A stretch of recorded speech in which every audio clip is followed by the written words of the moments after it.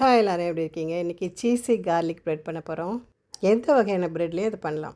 முதல்ல நம்ம பூண்டை ரோஸ்ட் பண்ணிக்கலாம். அதுக்கு நான் அந்த பூண்டை பாதியாக கட் பண்ணிக்கிட்டேன். அதுக்கு மேலே கொஞ்சம் ஆலிவ் ஆயில், கொஞ்சம் சால்ட்டு, அப்புறம் பெப்பர் அவ்வளோதையும் தூவிட்டு நான் பேக் பண்ணேன். நான் 180 டிகிரி சென்டிகிரேடில் ஒரு 15 மினிட்ஸ் பேக் பண்ணேன். நீங்கள் பேக் பண்ண வேண்டாம் அப்படின்னு நினச்சிங்கன்னா நீங்கள் கடாயில் போட்டு ரோஸ்ட் பண்ணிக்கலாம். இப்போ நல்லா பேக் ஆகி வந்துச்சு. தோலெல்லாம் எடுத்துகிட்டு நம்ம மேஷ் பண்ணிக்க போகிறோம். மேஷ் பண்ணிவிட்டு சில பொருட்கள் நம்ம ஆட் பண்ண போகிறோம் டேஸ்ட்டுக்காக.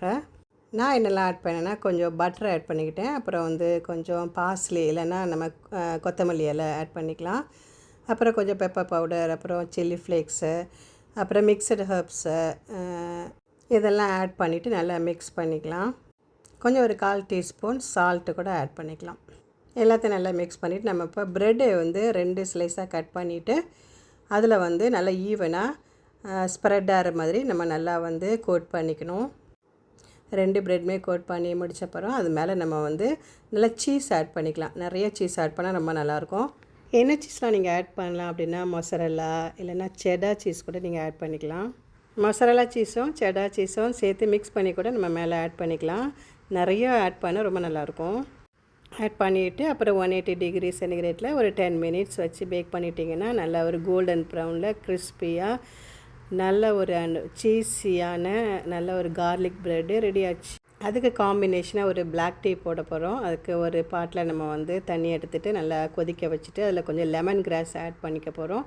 அதில் ஒரு டேபிள் ஸ்பூன் சர்க்கரை இல்லைனா கருப்பட்டி இல்லைனா நாட்டு சர்க்கரை இதெல்லாம் ஆட் பண்ணிக்கலாம். நல்லா கொதித்து வந்தப்பறம் ஒரு டீஸ்பூன் டீ தூள் போட்டுக்கலாம்.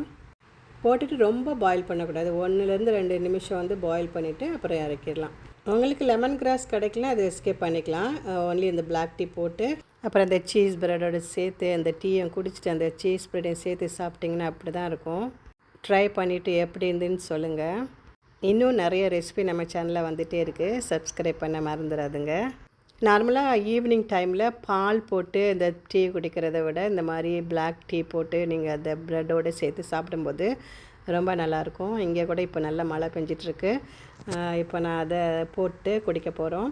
ஸோ நாங்கள் நல்லா என்ஜாய் பண்ண போகிறோம். நீங்களும் இதை செஞ்சுட்டு நீங்கள் ஃபேமிலியோடு என்ஜாய் பண்ணுங்கள். இன்னும் நல்ல ரெசிபியோடு உங்களை மீட் பண்ணுறேன். பாய்.